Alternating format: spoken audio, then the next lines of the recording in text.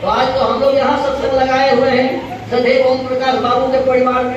ये आज का शुरू हो गया। आज से अगला सत्संग है वो आप में से किन्हीं के यहाँ जरूर होना चाहिए। उसमें कोई खर्चा नहीं करनी है, कुछ भी खर्चा नहीं। आज तो हम लोग भोज भात की व्यवस्था किए हैं, आप लोगों को कोई खर्चा नहीं। बस 5-10 आदमी जाइए, वहाँ भजन उपदेश प्रवचन करके सत्याप्रकाश पढ़ के हवन करके आ जाइए।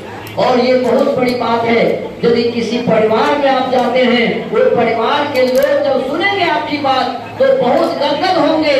और जब आप सप्ताह में जब जा रहे हैं तो साल में कितना सप्ताह होता है? 52। कितना सप्ताह होता है जी? 52 सप्ताह में 52 परिवार में चले जाएंगे आप। वह 52 परिवार आपका हो जाएगा, आर्य समाज का हो जाएगा। तो आपसे मेरा निवेदन है कि पारिवारिक सत्संग शुरू करिए। कितने हो गए जी?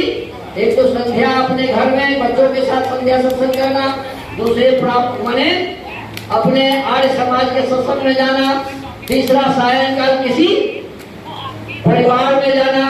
और महीना में 30 दिन होते हैं। महीना में कितने दिन होते हैं? आपके यहाँ कितना दिन होता है? 30 दिन होता है ना।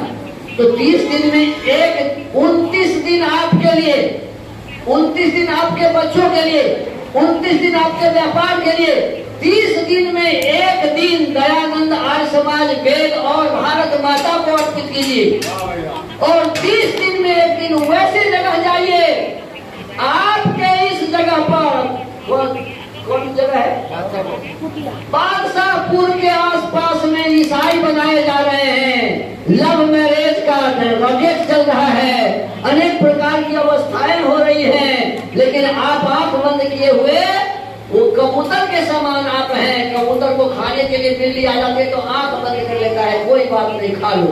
तो हम लोग अपने संस्कृति और संस्कार को नष्ट कराने के लिए तैयार हैं, काम कुछ नहीं कर रहे। आपसे मेरा निवेदन है, जो भी झुग्गी झागी बस्ती है, जहाँ के लोग अनाज बन रहे हैं, गलत तरफ में जा रहे हैं, लोग ईसाइयों से बना रहे हैं, वहाँ भी चलने की योजना 30 दिन में कम से कम एक दिन बनाइए।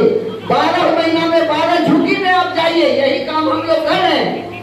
आपके दिल्ली प्रदेश में ऐसे ऐसे स्थान पर जा रहे हैं जहाँ कोई जाता नहीं था। हम लोग जा रहे हैं और लोगों को सजग कर रहे हैं, लोगों से निवेदन कर रहे हैं और लोग हमारी बातों को सुन भी रहे हैं, बड़ी श्रद्धा के साथ सुन रहे हैं। तो आपसे मेरा निवेदन है कि मैं चला जाऊं और ये कार्यक्रम बंद हो जाए, ऐसा नहीं होना चाहिए। आप महीना में किसी इस क्षेत्र, हम तो सब महीना में नहीं आ पाएंगे, हम सब महीना में नहीं आ पाएंगे। अब आपका काम है कि यहाँ के झुग्गी झोपड़ी में कहीं पिछड़े हुए स्थानों पर जाकर के हवन करिए। वैसे लोगों को कौन देखेगा जो बिल्कुल अनाथ है, निरीह है, कुछ जानता ही नहीं है, ऐसे लोगों को कौन जगाएगा?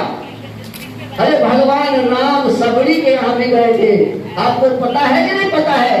अरे भालू, आप तो भालू बंदर भी कहते हैं, हम तो जंगली आदमी कहते हैं, लेकिन लोग तो भालू और बंदर कहते हैं, उसके हाथ हो गए।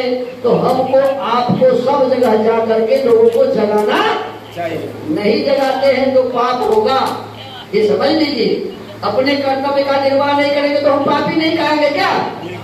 पापी कहेंगे। इसलिए हमारा कर्तव्य है कि हम मनुष्य हैं तो मनुष्यता की रक्षा हो, हम मनुष्य लोगों को बनाएं, ये हमारा कर्तव्य है।